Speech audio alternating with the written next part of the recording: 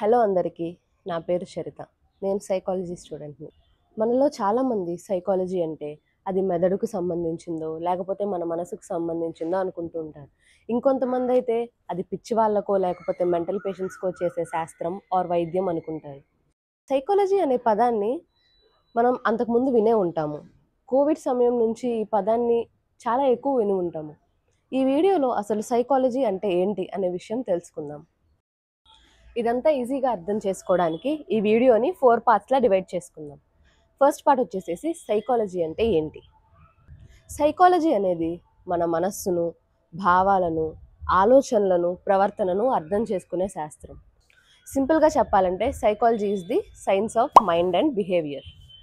So, ఒక example తీసుకుందాం. ఒకే సిట్యుయేషన్‌లో ఒక మనిషి ఒకలాగా బిహేవ్ చేస్తాడు. అదే సిట్యుయేషన్‌లో ఇంకో మనిషి ఇంకోలాగా బిహేవ్ చేయొచ్చు. వాళ్ళిద్దరూ ఎందుకు ఒకేలాగా లేరు? వాళ్ళిద్దరు ఎందుకు వేరు వేరుగా ఉన్నారు? ఇదంతా సైకాలజీ ఎక్స్‌ప్లెయిన్ చేస్తుంది మనకి. ఇప్పుడు వచ్చేసేసి పార్ట్ 2. పార్ట్ 2లో సైకాలజీ మనకి ఎందుకు అవసరం? అసలు సైకాలజీ వల్ల అవసరం ఏంటి అనే విషయం తెలుసుకుందాం.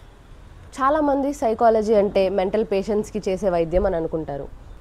కానీ సైకాలజీ అంటే ఇంకా చాలా ఉంది. ఎగ్జాంపుల్స్ తీసుకుందాము. ఇప్పుడు స్కూల్స్‌లో పిల్లలు ఎలా నేర్చుకుంటున్నారు? వాళ్ళ లెర్నింగ్ స్టైల్స్ ఎలా ఉన్నాయి? ఎలా చెప్తే వాళ్ళకి ఇంకా బాగా అన్నీ అర్థమవుతాయి? ఇప్పుడు కొంతమంది పిల్లలకి స్పెషల్ నీడ్స్ ఉంటాయి. వాళ్ళకి వేరే రకంగా చెప్తే ఇంకా బాగా అర్థమవుతుంది. సో ఆ లెర్నింగ్ స్టైల్స్ని వాళ్ళకి ఎలా చెప్పాలి అనేది ఇంప్లిమెంట్ చేయడానికి ఉపయోగపడుతుంది.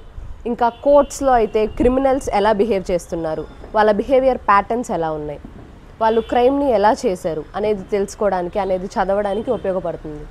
ఇంకా హాస్పిటల్స్ అండ్ క్లినిక్స్లో మెంటల్ డిజార్డర్స్ ఎలా ఉన్నాయి, వాటికి ట్రీట్మెంట్ ఇవ్వడానికి, అవి ఎంత సివియర్గా ఉన్నాయో తెలుసుకోవడానికి టెస్ట్స్ ఇవన్నీ ఉంటాయి. అండ్ కంపెనీస్లో, ఆఫీసెస్లో అయితే ఎంప్లాయీస్ యొక్క స్ట్రెస్ని ఎలా మేనేజ్ చేయొచ్చు మనం, వాళ్ళకి స్ట్రెస్ రెడ్యూస్ చేసి వాళ్ళ వర్క్ పర్ఫార్మెన్స్ని ఎలా ఇంప్రూవ్ చేయొచ్చు, వీటన్నిటిలో ఉపయోగపడుతుంది. ఇంకా మన రోజువారీ జీవితంలో అయితే పేరెంటింగ్ స్టైల్స్ ఎలా ఉన్నాయి, మన రిలేషన్షిప్స్ వేరే వాళ్ళతో ఎలా ఉన్నాయి, మనం ఎలా బిహేవ్ చేస్తున్నాము, మన ఎమోషన్స్ని మనం ఎలా చూపిస్తున్నాం బయటకి, ఇలా వీటన్నిటిని అర్థం చేసుకోవడానికి మనకు సైకాలజీ ఉపయోగపడుతుంది. ఇప్పుడు వచ్చేసేసి పార్ట్ 3. పార్ట్ 3లో సైకాలజీ టైప్స్ ఏమేంటియో తెలుసుకుందాము. ఫస్ట్ వచ్చేసేసి క్లినికల్ సైకాలజీ. క్లినికల్ సైకాలజీ అంటే అందరూ అనుకుంటున్నట్టు ఇది హాస్పిటల్స్ అండ్ క్లినిక్స్ గురించి. సో ఇప్పుడు మెంటల్ డిజార్డర్స్ గురించి తెలుసుకోవడానికి, వాటికి ట్రీట్మెంట్స్ అండ్ థెరపీస్ ఇవ్వడము, వాటికి అసెస్మెంట్స్, టెస్ట్స్ చేసి అవి ఏ రేంజ్లో ఉన్నాయి, ఆ డిజార్డర్, ఇప్పుడు ఒక డిజార్డర్ తీసుకుందాము, స్కిజోఫ్రేనియా ఎంత రేంజ్లో ఉంది, ఎంత సివియర్గా ఉంది ఆ పేషెంట్కి అనేది ఆ అసెస్మెంట్స్, ఆ టెస్ట్స్ వల్ల మనకు తెలుస్తుంది. నెక్స్ట్ వచ్చేసేసి సోషల్ సైకాలజీ. సోషల్ సైకాలజీ అనేది గ్రూప్స్ గురించి, టీమ్స్ గురించి, ఇంకా ఇన్ఫ్లుయెన్స్ గురించి, మనం చూపించే పక్షపాతం లేదా వివక్షత, డిస్క్రిమినేషన్ గురించి చెప్తుందనమాట. ఆ సోషల్ సైకాలజీకి ఒక బెస్ట్ ఎగ్జాంపుల్ చెప్పాలంటే హిట్లర్.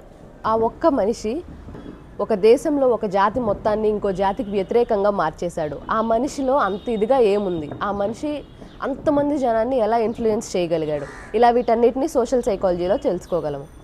నెక్స్ట్ వచ్చేసేసి డెవలప్మెంటల్ సైకాలజీ.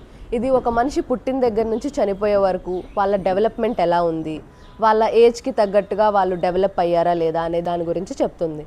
నెక్స్ట్ వచ్చేసేసి బయోలాజికల్ సైకాలజీ. బయోలాజికల్ సైకాలజీలో మన మైండ్, మన బాడీ, మన బిహేవియర్ని ఎలా ఇన్ఫ్లుయెన్స్ చేస్తాయి, లేకపోతే ఎలా ఎఫెక్ట్ చేస్తాయి అనే దాని గురించి తెలుసుకుంటాం. లైక్ మన బ్రెయిన్లో ఏమైనా నర్వ్స్ అటు ఇటు అయితే మన బిహేవియర్లో ఎలా చూపిస్తుంది, లేకపోతే హార్మోనల్ ఇష్యూస్ కానీ ఏమైనా అయితే అది మన బిహేవియర్లో కానీ మన బాడీలో ఎలా బయటికి చూపిస్తాము అనేది బయోలాజికల్ సైకాలజీలో తెలుసుకుంటాం. ఇవే అండి కొన్ని సైకాలజీ టైప్స్. ఇప్పుడు వచ్చేసేసి పార్ట్ 4. అసలు సైకాలజీ ఎందుకు ముఖ్యం, మనకి సైకాలజీ గురించి మనం ఎందుకు తెలుసుకోవాలి. సో మనం ఈ మధ్య కాలంలో లోన్లీనెస్ కానీ, స్ట్రెస్ కానీ, ఓవర్ థింకింగ్ ఇవన్నీ బాగా ఎక్కువైపోతున్నాయి. వీటన్నిటిని మనం అర్థం చేసుకొని వీటి నుండి బయటకు రావడానికి మనకి సైకాలజీ అనేది చాలా ఇంపార్టెంట్. సైకాలజీ వల్ల మనం మన గురించి తెలుసుకోవచ్చు, మన ఎమోషన్స్ని హెల్దీగా బయటకు పెట్టవచ్చు, ఇంకా మన చుట్టుపక్కల ఉన్న వాళ్ళ గురించి అర్థం చేసుకోవచ్చు, అండ్ వేరే వాళ్ళతో మన రిలేషన్షిప్ని ఇంప్రూవ్ చేసుకోవడానికి ఉపయోగించవచ్చు. ఇలా సైకాలజీ అన్ని వాటిల్లోనూ మీకు చాలా ఉపయోగపడుతుంది. అందుకని సైకాలజీ గురించి తెలుసుకోవడం అందరికీ చాలా ఇంపార్టెంట్. ఈ వీడియోకి ఇంతే గైస్. సైకాలజీ అనేది చాలా వైడ్ టాపిక్. సింపుల్గా అర్థం చేసుకోవడం మొదలు పెడితే చాలా ఈజీగా అర్థం చేసుకోవచ్చు.